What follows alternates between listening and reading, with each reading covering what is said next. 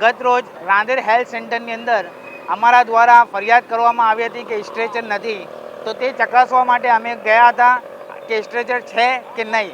તે દરમિયાન અમારા વિડીયોની અંદર અમે જે જગ્યાએ સગર્ભા સ્ત્રીને ચેક કરવા માટે નર્સને બેસવાનું હોય, જે જીએનએમ એએનએમ કરેલા હોય એવા લોકોએ બેસવાનું હોય, એવી જગ્યાએ સફાઈ કામદાર બેસીને સગર્ભા સ્ત્રીનો બીપી ચેક કરતા હતા, વજન ચેક કરતા હતા અને એમની હાઇટ ચેક કરતા હતા, જે તદ્દન ખોટું કહેવાય.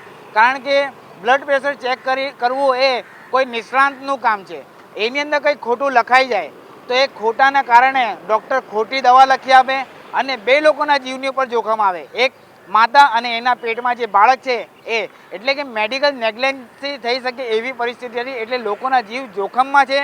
સુરત મહાનગરપાલિકાના આરોગ્ય કેન્દ્રની અંદર સફાઈ કામદાર કે જેનો ક્રાઇટેરિયા 8 પાસ રાખેલો હોય, એ કામ જીએનએમ અને એએનએમના કરેલા લોકોનું કરતા હોય, તે સુરત મહાનગરપાલિકાના લોકો જે રહેતા હોય એ લોકોના જીવ જોખમમાં છે એવું મારું માનવું છે.